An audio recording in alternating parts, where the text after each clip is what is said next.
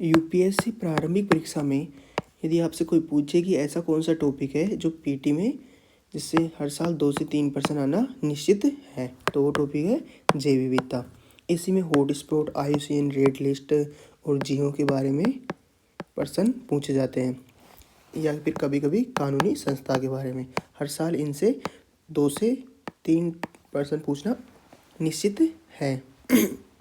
अब बात करते हैं जैव विविधता की। अपन पीटी के अनुसार इसका क्विक रिवीजन करेंगे, यानी जल्दी जल्दी अपन इसको कंप्लीट करेंगे। तो जैव विविधता शब्द में ही दिखाई दे रहा है, जैव विविधता यानी जीवन की विविधता।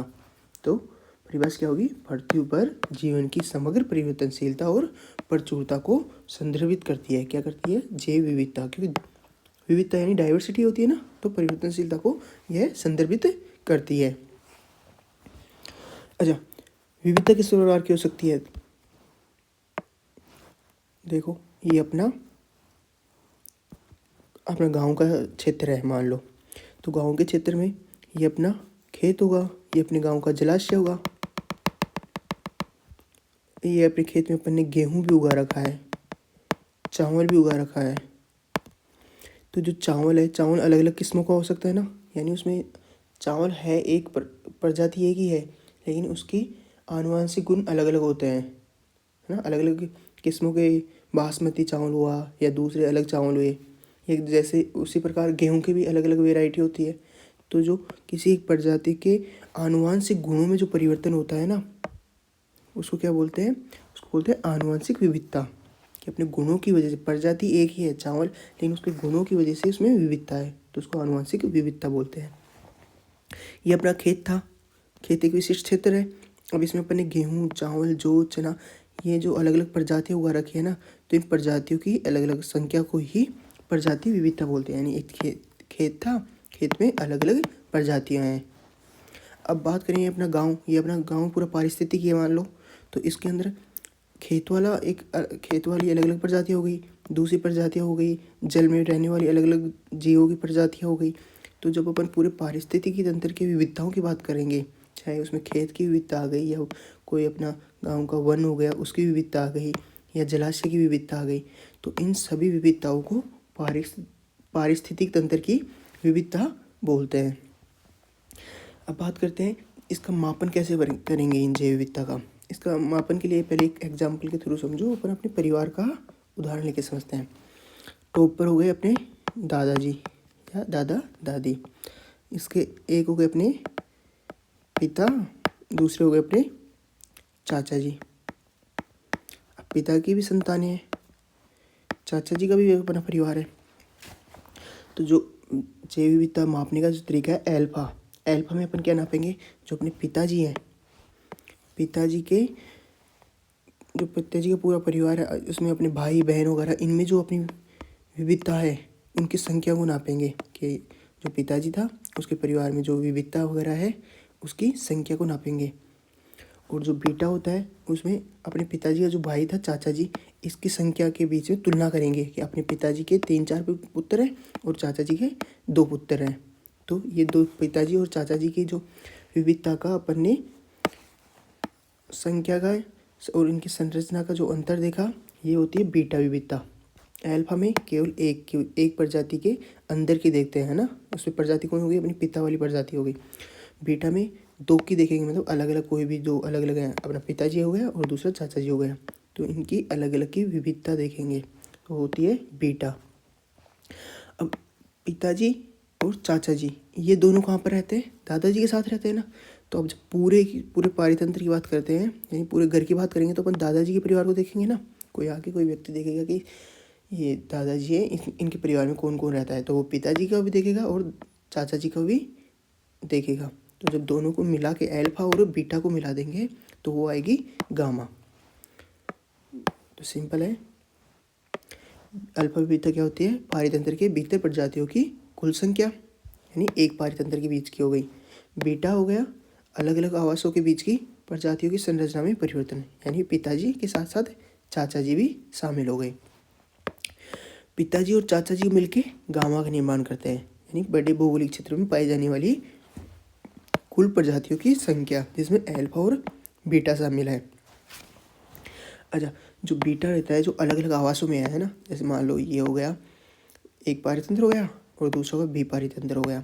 अब इन दोनों में जीनों का प्रभाव होता रहता है ना, तो इसके लिए जीनों का प्रभाव होगा तो यहाँ के वन्य जीव और यहाँ के वन्य जीव आपस में स्थानांतरित होते रहते हैं। इसी के लिए वन्य जीव गलियारा बनाया जाता है। जो अपन सुनते हैं ना वन्य जीव गलियारा, उसकी संकल्पना बीटा विविधता के मापन से ही आई है। अब बात करते हैं हॉटस्पॉट की। हॉटस्पॉट 1998 में नॉर्मन मायर्स ने इसकी शब्दावली दी थी। हॉटस्पॉट किसके द्वारा तय किए जाते हैं? आयुसेन के द्वारा। और हॉटस्पॉट के लिए कौन कौन सी शर्तें हैं? 2 शर्तें हैं। हॉटस्पॉट यानी जो कोई भी क्षेत्र था, ये अपना एक क्षेत्र है, इस क्षेत्र में 1500 से अधिक अपनी स्थानीय प्रजातियाँ होनी चाहिए। और दूसरा, इसकी जो प्रजातियाँ हैं वो 70% तक नष्ट हो चुकी हैं। जब कोई क्षेत्र इन दोनों शर्तों को फुलफिल करता है तो उसको हॉटस्पॉट घोषित कर दिया जाता है। इस प्रकार के क्षेत्र पूरे विश्व में कितने हैं? 36 है। इसमें से भारत में कितने हैं? 4 क्षेत्र हैं। कौन कौन से हॉटस्पॉट शामिल है इसमें? भारत के कौन कौन से क्षेत्र शामिल है हॉटस्पॉट में? हिमालय क्षेत्र, हिमालय में ध्यान रखना संपूर्ण भारतीय हिमालय क्षेत्र शामिल है। इंडो बर्मा क्षेत्र, इंडो बर्मा क्षेत्र में पूर्वोत्तर जो अपना इंडो बर्मा है ना, तो जो पूर्वोत्तर का जो क्षेत्र है ना अपना अरुणाचल प्रदेश वगैरह, अरुणाचल प्रदेश, मेघालय, त्रिपुरा वगैरह। लेकिन एक बात ध्यान रखना, जो इंडो बर्मा क्षेत्र है ना उसमें असम शामिल नहीं है।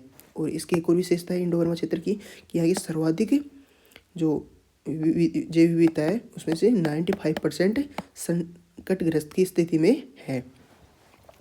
तीसरे नंबर पर कौन सा है? पश्चिमी घाट और श्रीलंका का क्षेत्र। और चौथे पर सुंडालैंड, जो सुंडालैंड है उसमें अपने निकोबार, अंडमान निकोबार में जो निकोबार है ना उसका क्षेत्र शामिल है। तो 36 में से 4 हॉटस्पॉट भारत के हैं। शर्तें कौन सी है? उच्च स्थानिकता, उच्च स्थानिकता में 1500 से अधिक स्थानीय प्रजातियां होनी चाहिए और उच्च खतरा होना चाहिए उनको। उच्च खतरा यानी मूल प्राकृतिक वनस्पति का 70% नष्ट हो जाना चाहिए।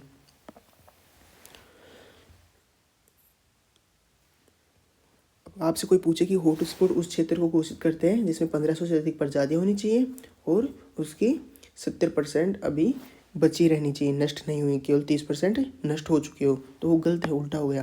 ध्यान रखना, 70% नष्ट हो चुकी होनी चाहिए, उसी क्षेत्र को हॉटस्पॉट घोषित करेंगे। अच्छा, हॉटस्पॉट, इसके बाद कोल्ड स्पॉट। ध्यान रखना, अपन हॉट स्पॉट फट के छोड़ देते हैं, लेकिन कोल्ड स्पॉट और हॉट स्पॉट ये 2 और टर्म है। तो कोल्ड स्पॉट क्या होता है?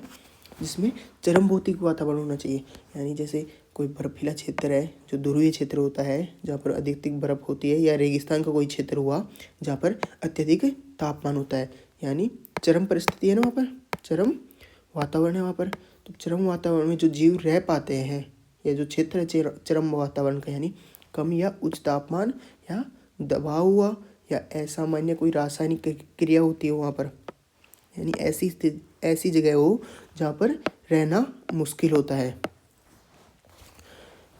अपेक्षाकृत यहाँ पर कम जीव पाए जाएंगे, क्योंकि यहाँ पर जो तापमान उच्च तापमान है, दबाव उच्च है। तो मैंने बताया था कि जो उच्च परास वाले जो जीव जंतु होते हैं वो यहाँ पर रह पाएंगे, है ना। तो इस कारण यहाँ पर कम जीव होंगे ना, जैसे मान लो सामान्य दशा जहाँ पर होती है वहाँ पर तो अत्यधिक जैव विविधता होती है, लेकिन ऐसा क्षेत्र जहाँ पर जो उसका वातावरण है वही बहुत अत्यधिक चरम अवस्था में रहता है, तो बहुत कम जीव ऐसे रहेंगे जो वहाँ पर सर्वाइव कर पाएंगे। वहाँ पर रह तो पाएंगे, लेकिन हो सकता है वो धीरे धीरे नष्ट भी हो रहे होंगे, क्योंकि ऐसी भौगोलिक परिस्थितियों में रहना बहुत मुश्किल होता है। तो कोल्ड स्पॉट किसको बोलते हैं? चरम भौतिक वातावरण होता है, यानी कम या उच्च तापमान हुआ, या तो अत्यधिक कम मात्रा में तापमान हुआ या अत्यधिक उच्च मात्रा में तापमान हुआ, उच्च या कम दबाव हुआ, या कोई असामान्य रासायनिक क्रिया हो रही होगी वहाँ पर। तो इस प्रकार के चरम वातावरण वाले क्षेत्र में अपेक्षाकृत कम जैव विविधता पाई जाती है। ध्यान रखना, कोल्ड स्पॉट में यदि ऑप्शन में हो कि यहाँ पर अत्यधिक जैव विविधता पाई जाती है तो वो गलत है।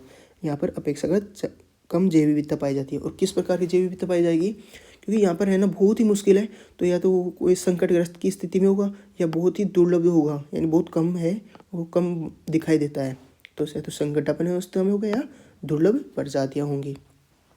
जैसे टार्डी ग्रेड, चरम परिस्थितियों में जीवित रहने की क्षमता है वाला ये सूक्ष्म जीव है। एग्जाम्पल है कोल्ड स्पोर्ट में, ये एक सूक्ष्म जीव है जो चरम भौतिक वातावरण में भी रह सकता है। अब हॉट स्पॉट क्या होता है? जो हॉट स्पॉट होते हैं ना, जो हॉट स्पॉट होते हैं वो स्थल पर पाए जाते हैं, लेकिन जो हॉट स्पॉट होते हैं ये सागर के अंदर पाए जाते हैं। तो ये किसके द्वारा जारी किया जाता है? IUCN एवं मिशन ब्लू। ध्यान रखना, IUCN और मिशन ब्लू हॉट स्पॉट से रिलेटेड है। यह कौन है? यह समुद्री जैव विविधता को दर्शाने वाला क्षेत्र है। भारत के में क्या हॉट स्पॉट शामिल है? बिल्कुल, भारत के 2 क्षेत्र हॉट स्पॉट में शामिल है। कौन सा? अंडमान निकोबार और लक्षद्वीप। यहाँ पर समुद्र में अत्यधिक जैव विविधता पाई जाती है। अब देखते हैं भारत में जैव विविधता। देखो, भारत एक ऐसा देश है जो मेगा जैव विविधता वाला देश है, यानी यहाँ पर बहुत अत्यधिक जैव विविधता पाई जाती है। मेगा जैव विविधता की शर्तें क्या होती हैं कि 15,000 से अधिक प्रजातियाँ पाई जाती हों, कम से कम 15,000 तो होनी चाहिए, और एक उसका सागरीय पारितंत्र हो। तो भारत में 15,000 प्रजातियाँ भी हैं और सागरीय पारितंत्र भी है। इस प्रकार मेगा जैव विविधता वाले कुल कितने देश हैं? 17 कुल देश हैं, जिसमें चीन वगैरह है। तो उनमें से भारत एक है। भारत के कुल जैव विविधता क्षेत्रों का आधार पे भारत को कितने भागों में बांटा गया है? 10 क्षेत्रों में बांटा गया है, यानी उनकी थोड़ी जलवायु अलग अलग है, इस कारण उनको 10 भागों में बांटा गया है। कौन कौन से क्षेत्र हैं? देखो, सबसे ऊपर अपने भारत में सबसे ऊंचाई से शुरू करते हैं।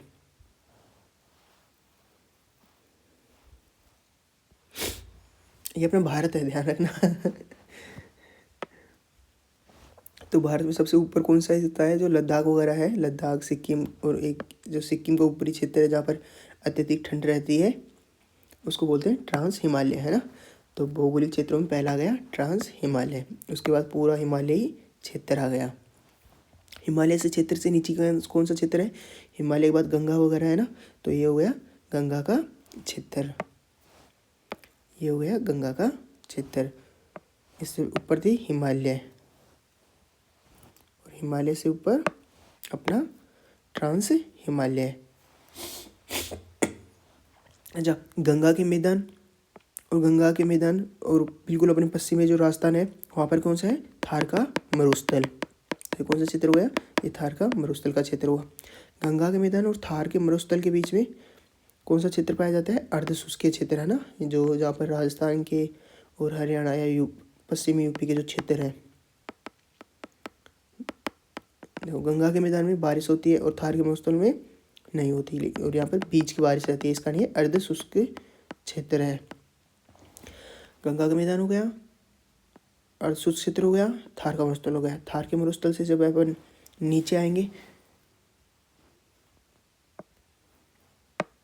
जैसे अपन नीचे आएगा तो दक्कन का क्षेत्र आ गया ना, दक्कन का पठार आ गया है। और फिर यहाँ पर अपनी पश्चिमी घाट है। पश्चिमी घाट के अलावा अपना तटीय क्षेत्र भी है ना, ये हो गए तटीय क्षेत्र।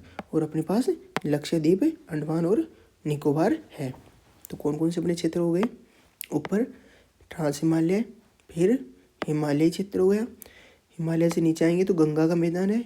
गंगा के पश्चिमी साइड में शुष्क क्षेत्र है, क्योंकि यहाँ पर वर्षा कम होती है। और अर्धशुष्क क्षेत्र के आगे जब अपन पश्चिम की ओर जाते हैं तो अपना मरुस्थलीय क्षेत्र है, जिसमें थार का मरुस्थल और कच्छ का रण, यानी गुजरात का जो कच्छ का रण था वो इसमें शामिल है। जब इससे नीचे उतरते हैं तो दक्कन का पठार है। दक्कन के पठार के पश्चिमी साइड में अपनी पश्चिमी घाट है, और पश्चिमी घाट के अलावा दूसरा अपने दोनों तटों पर तटीय क्षेत्र है। तो तटीय क्षेत्र की जैव विविधता भी अपनी अलग प्रकार की होती है ना। और उसके नीचे अपना द्वीप समूह आ जाता है। द्वीप समूह में अंडमान निकोबार और लक्षद्वीप शामिल है।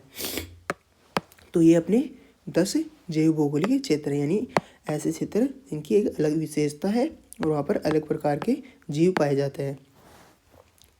मरुस्थलीय क्षेत्र में थार मरुस्थल और कच्छ का रण शामिल है। दक्कन के पठार यह सबसे बड़ा क्षेत्र है। 42% क्षेत्र दक्कन के पठार का है। यदि कोई पूछे कि मेगा अपना जो जैव विविधता वाला क्षेत्र है उनमें सबसे बड़ा क्षेत्र कौन सा है? दक्कन का पठार। कितना है? 42%।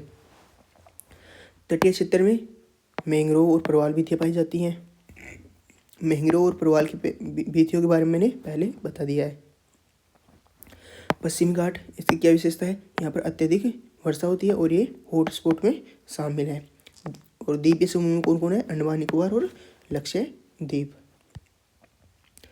अब बात करते हैं IUCN की रेड लिस्ट। जो जीव होते हैं ना, कोई भी जो जीव हो गया वो देखो किस अवस्था में हो सकता है।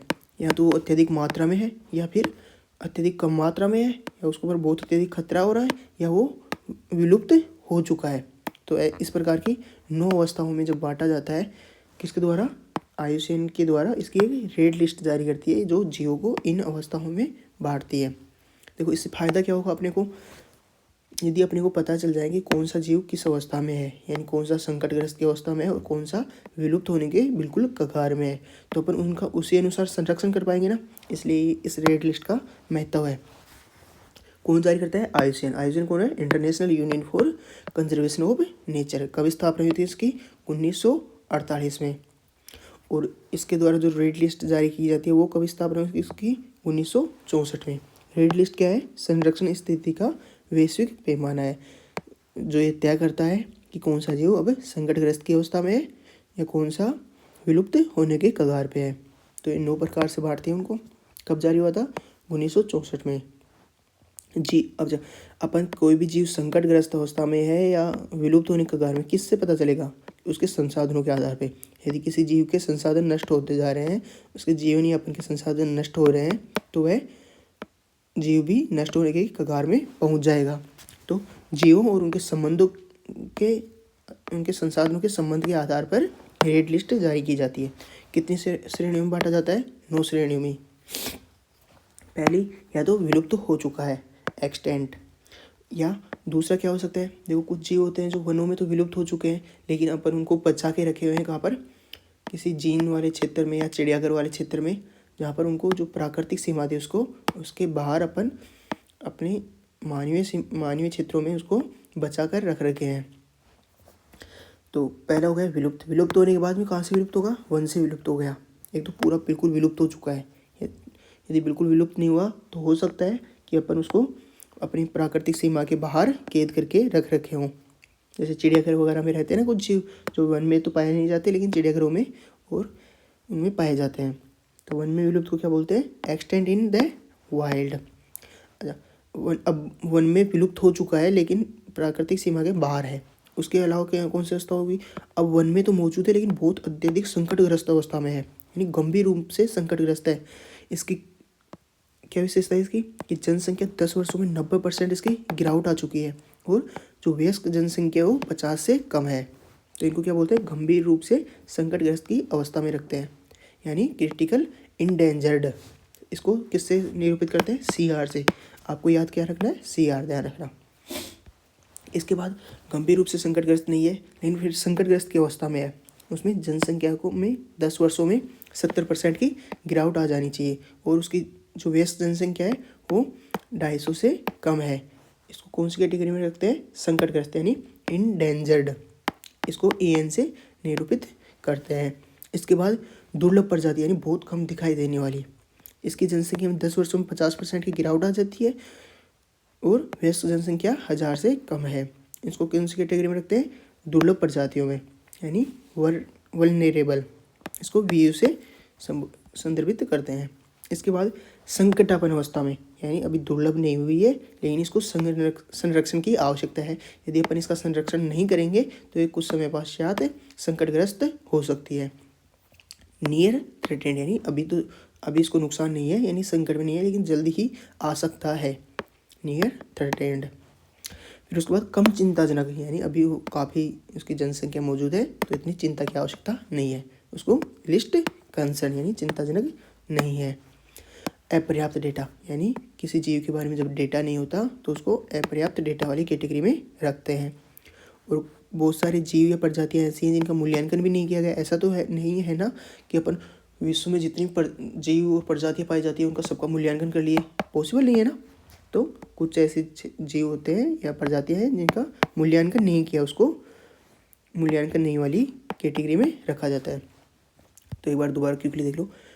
कोई भी जीव है या तो विलुप्त हो चुका है पूरी तरह से, या वन में विलुप्त हो चुका है और अपन उसको बाहर अपने प्राकृतिक क्षेत्र से बाहर जीवित रख रखे हैं, या फिर बहुत ज़्यादा गंभीर रूप से संकटग्रस्त अवस्था में है, या फिर संकटग्रस्त अवस्था में है। उससे कम कौन सा होगा? दुर्लभ प्रजाति है जो बहुत कम दिखाई देती है। उसके बाद अभी संकटग्रस्त नहीं है, लेकिन संकटग्रस्त अवस्था में आने की जल्द ही संभावना है। उसके बाद कम चिंताजनक है, यानी अभी उसकी आबादी काफ़ी है और इतनी चिंताजनक की स्थिति में नहीं है, लेकिन फिर भी अपने को ध्यान रखना चाहिए। फिर अब कम चिंताजनक हो गया तो अब इसके बाद कौन सा रखेंगे? या तो अपने पास डेटा मौजूद नहीं है, या फिर अपने अभी उसका मूल्यांकन ही नहीं किया। तो इन 9 स्थितियों में IUCN रेड लिस्ट द्वारा जारी किया जाता है, जीवों को वर्गीकृत किया जाता है।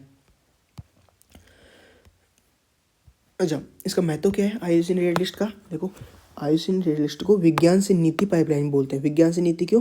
क्योंकि IUCN जो अपनी रेड लिस्ट जारी करती है, इसमें ये जीवों का वैज्ञानिक पद्धति से वर्गीकरण करती है। अपन ने अभी देखा था, तो उसमें क्रिटिकल, इंडेंजर्ड और वल्नरेबल कैटेगरी में डिवाइड करती है ना। इससे क्या फ़ायदा होगा?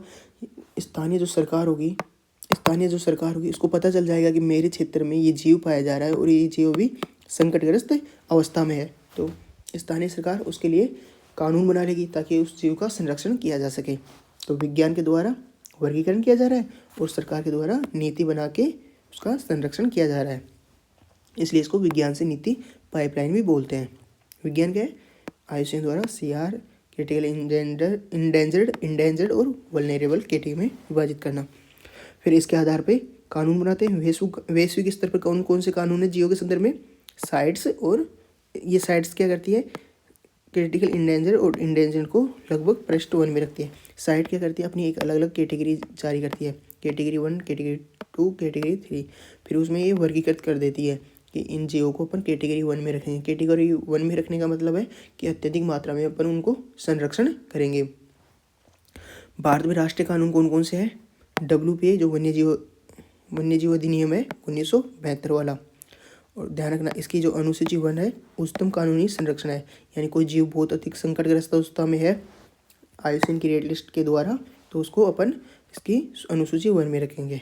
आगे बात करेंगे इस कानूनों के बारे में, अभी तो बेसिकली ऊपर से देखे हैं ताकि इस टॉपिक को पूरे को एक साथ ही लिंक कर पाए। तो अपना ये कंप्लीट हो गया ना IUCN की रेड लिस्ट। अच्छा, कुछ इंपॉर्टेंट देख लो जो PYQ में पूछे गए हैं जीवों के बारे में। तो ग्रेट इंडियन बस्टर्ड, उसकी कौन सी कैटेगरी है? Critical, endangered. Loan tailed Macau, endangered. अब आप बताओ ये लोन टेल्ड मकाऊ कहाँ पाया जाता है? Malabar civet, critical, endangered. Irrawaddy dolphin कहाँ पाई जाती है?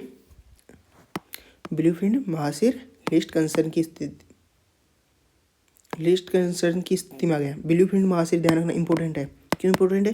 क्योंकि इसका अपन ने संरक्षण करके इसकी वापस अच्छी अवस्था में ला दिया है। कौन सी अवस्था में? पहले तो ये इंडेंजर्ड थी, इंडेंजर्ड मतलब संकटग्रस्त की अवस्था में थी, उसको अपन लिस्ट कंसर्न में ला के रख दिया है, यानी कम चिंताजनक स्थिति में इसको ले आए हैं। तो ये अपने लिए एक अच्छी बात है ना। और ये अपने संरक्षण के अपने ये दिखाता है कि सरकार के द्वारा जो संरक्षण किया जा रहा है वो केवल कानूनी नहीं है, उसको धरातल भी अप्लाई किया गया है। इसी कारण तो ये इंडेंजर से लिस्ट कंसर्न में आ गई है। अब बात करते हैं वैश्विक और राष्ट्रीय कानूनी ढांचा।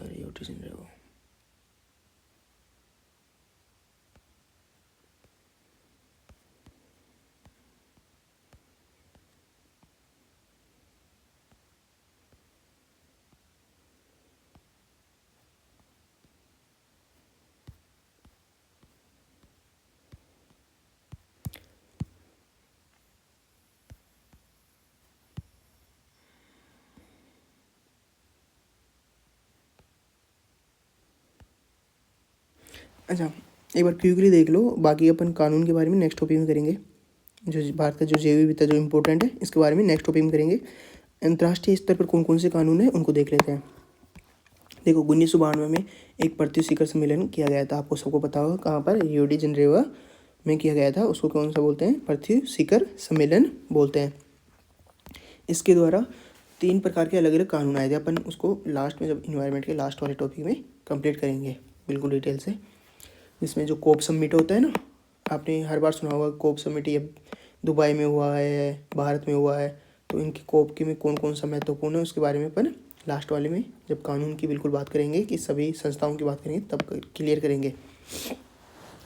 तो इसके द्वारा CBDC आया था, कंजर्वेशन ऑन बायोलॉजिकल डाइवर्सिटी, जो बायोडाइवर्सिटी है उसके बारे में कानून बनाया था। कानूनी रूप से बाध्यकारी है, ध्यान रखना है। जो CBDC है इसके द्वारा जो भी तय किया जाता है वो कानूनी रूप से बाध्यकारी है। CBDC का लक्ष्य क्या था? जैव विविधता का संरक्षण करना, जैव विविधता के घटकों का सतत उपयोग करना, यानी अभी भी उपयोग कर रहे हैं और आने वाले भविष्य के लिए भी वो संरक्षित रह सकें। उचित और न्यायसंगत साझाकरण, यानी एक देश से दूसरे देश में यदि साझाकरण किया जा रहा है तो उसका उचित तरीके से होना चाहिए। CBDC के 2 मुख्य प्रोटोकॉल देख लेते हैं जो जैव विविधता के लिए आधार रहे हैं। कार्टागोना प्रोटोकॉल, इसमें क्या किया गया है? जैव सुरक्षा पर केंद्रित है ये, यानी जीवित जो संशोधित जीव होते हैं, यानी अब आजकल जो जीवों में संशोधन किया जाता है ना, उनके बारे में है। कौन सा? कार्टागोना प्रोटोकॉल। अच्छा, क्या है इस बारे में कि इनका जो सुरक्षित हस्तांतरित किया जाए, इनकी सुरक्षित हैंडलिंग और इनके उपयोग को तय किया जाए कि ये सुरक्षित रूप से हो रहा है इनका। दूसरा है नागोया प्रोटोकॉल, इसमें पहुंच और लाभ साझा करना, यानी जो अपन मान लो किसी चीज़ जीव के बारे में जानकारी वगैरह है ताकि उसका अपन फ़ायदा उठा सके, मानव जीवन के लिए वो फायदेपूर्ण हो सकता है, या जो अपना पारंपरिक ज्ञान होता है उसके संबंध में है नागोया प्रोटोकॉल। ये पहुंच और लाभ साझाकरण पर केंद्रित है। आनुवंशिक संसाधनों और उनसे जुड़े पारंपरिक ज्ञान तक पहुंच को नियंत्रित करती है। तो ये थे इन अंतर्राष्ट्रीय स्तर पर जैव विविधता से संबंधित कानून। अब नेक्स्ट टॉपिक में अपन करेंगे भारत में जो जैव विविधता अधिनियम है, इसमें जो संशोधन हुआ था वो क्या है, वन अधिकार के बारे में बात करेंगे, भारत में जो संरक्षित क्षेत्र है उनके बारे में बात करेंगे। Okay, bye bye.